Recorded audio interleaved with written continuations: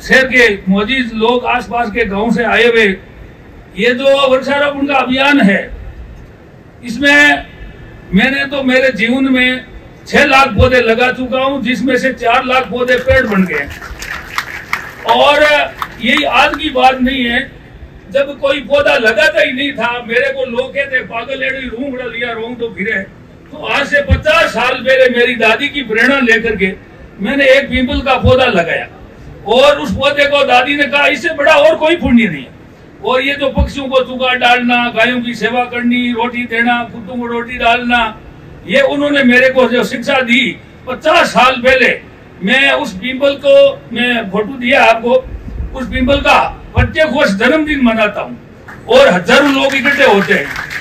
और इतना ही नहीं, मेरा एक खेत है यहाँ नागौर के पास ही, मंत्री जी से मैं जल भवन में वादा करके आया था मेरा खेत देखना है।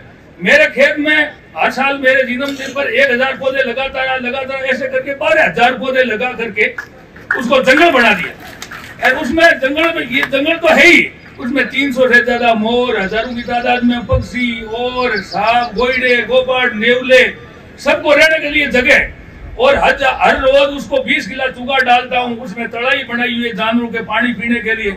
तो ये जो मेरे जीवन में 50 साल के जीवन में जब काम तो करता रहा, मेरे को तो ये कोई पता नहीं था। पर एक चीज है, भारत सरकार ने और हमारे प्रधानमंत्री जी ने 70 साल में किसी को यहाँ पद्मश्री नहीं मिला, उन्होंने ढूंढ करके निकाल लिया। और सबसे पहले 2019 में राष्ट्रपति भवन में चर्चा के लिए मेरे को बुलाया, और वहां 22 मिनट तक चर्चा हुई और थिंग्स लेटर आया, और फिर बाद में 2020 में यह पद्मश्री मिला।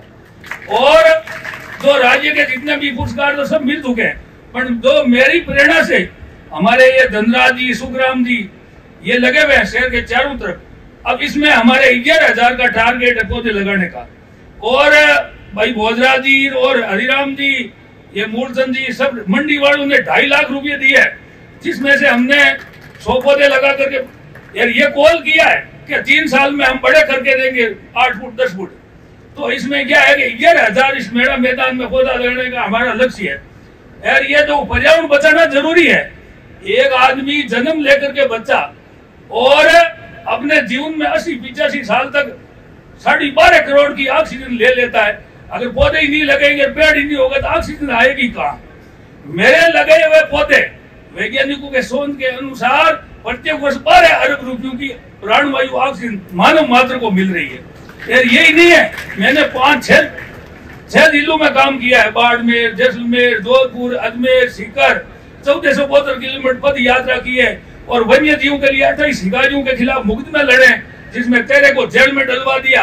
पर मैंने ये सोचा कि ये बेचारे जीव जानवर पक्षी है, इनकी कौन सुनेगा? इनके पास तो वोट का ही अधिकार नहीं है। इसलिए उनकी हमने सुनी, तो उनकी आवाज दिल्ली तक, राष्ट्रपति भवन तक पहुंची।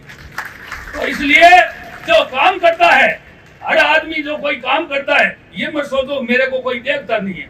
मैं कहता हूँ भगवान ऊपर देखता है। आप सच्चाई से काम करते रहिए, ईमानदार से काम करते रहिए, उसकी सफलता तो पैर छुएगी।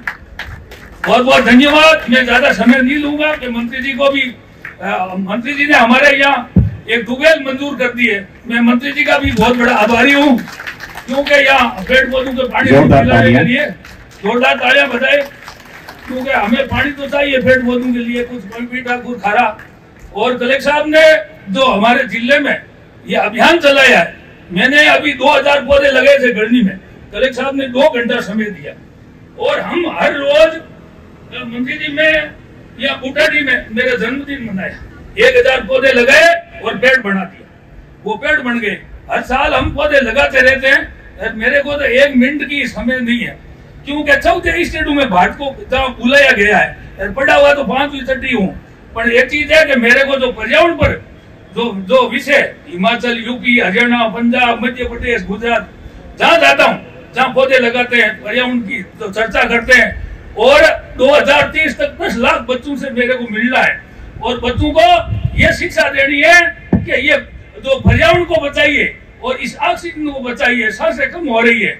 और बहुत बहुत धन्यवाद हमारे मंत्री जी की पधारे, और ये जो कार्यक्रम में सब लोग पधारे, आपका मेरे को समय दिया, बहुत बहुत धन्यवाद।